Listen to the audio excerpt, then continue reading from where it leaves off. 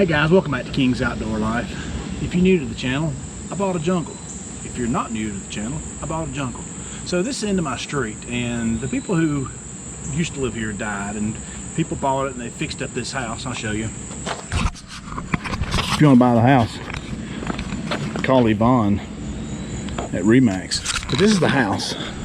But it was a house in 5 acres, and the folks who bought it and fixed it up were going to sell all of this jungle with it, and they split it up into 3 lots. And I didn't want who knows what to come down here with doing who knows what with who know who, so I talked to them and I bought the jungle.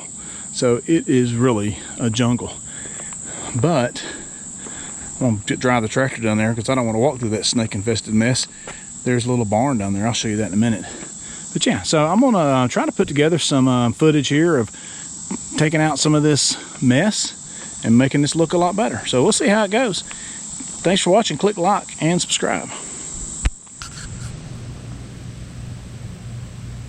Since nobody watches to the end, I wanted to break in with an update. Here's a few days later. I've spent a couple hours. There was a big stump right here. Remember, the woods came all the way out to like here. And I've got all that cleared out. You can see all the way down in there. I've cut down a bunch of trees, and I've got a brush pile about the size of a school bus down there. So I've also sprayed everything with crossbow, supposed to kill all these little trees, and got all the way down there to that big tree, which is very big. I'll have to cut that up with a chainsaw before I can get that out. And we are making progress. Tune in for the next one. So here's the shed. Really good size, about 10 feet tall here on the front. It slopes all the way down to about 6 feet at the back. It's in really good shape except for the giant hole right in the middle of it. Do I have any volunteers who wants to come and help me put new tin on my almost new shed? Oh, I mean new to me shed. A couple of trees fell. This it's like a big what kind of tree that is? That fell, and then it took down this little white oak limb with it. The white oak limb was way up in the top of that big white oak right there, and it took that limb down with it. So I'll get that. But here in the back, let me walk through here and show you. It's just a jungle everywhere. There's a tire and wheel. Anybody need a tire and wheel? So anyway, it drops off pretty steep right there, and some nice mature trees. So yeah, I don't know what I'm gonna do with this other than start cleaning it up. So if you got any ideas for me, let me know. Check out the grapple. Picked up like a whole tree. You know something that's tricky? When you're carrying a 30-something foot long tree through a spot that is not 30-something feet, you have to kind of wiggle it in between. So I was going to go ahead and start me a pile here. I'm going to have to burn. This is a little road that comes down through here. Just a quick tour of the property. This little loop of the road that goes through. And I got to push some trees out of the way there. And another little tree on the ground outside to bring it back. And same thing, I got a 20-something foot long tree that I'm carrying in between spots that aren't 20 feet wide. But anyway, I got to start me a burn pile up here somewhere, and there's going to be a lot of trees to burn and a lot of brush, and so got to start somewhere, right? So there's a quick tour of the property, and now I'm up here at the front corner where you saw me standing when I did the intro.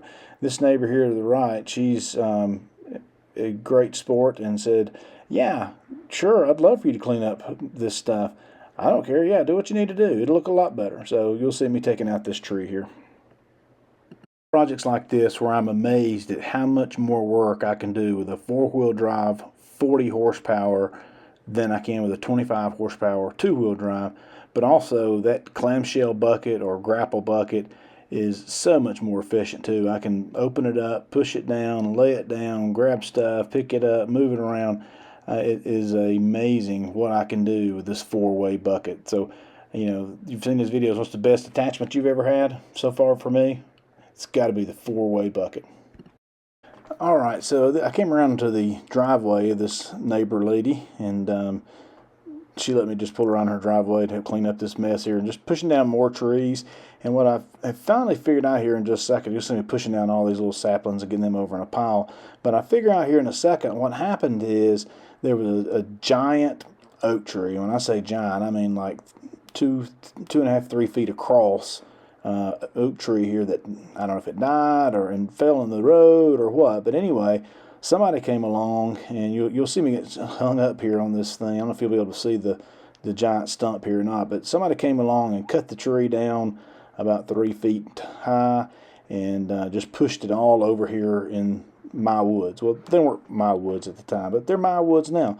So anyway, I get stuck here because I've got that log underneath, and I can't pick it up, but I can't even see it, so I didn't know. So anyway, if you're still watching at this point, I can't believe it. But if you are, thanks for watching. If you haven't already, click like and subscribe. We'll have more videos on the land clearing, and get some ideas of what I can do here, maybe get deer in the back or something. That's what I can do. I can plant a little green field and put up a camera and some food, and not hunt them, of course, because we'd never do that, but just at least see them. But anyway, I'll put on some music here for the last little bit. But again, thanks for watching. Click like, subscribe, and we'll see you on the next one.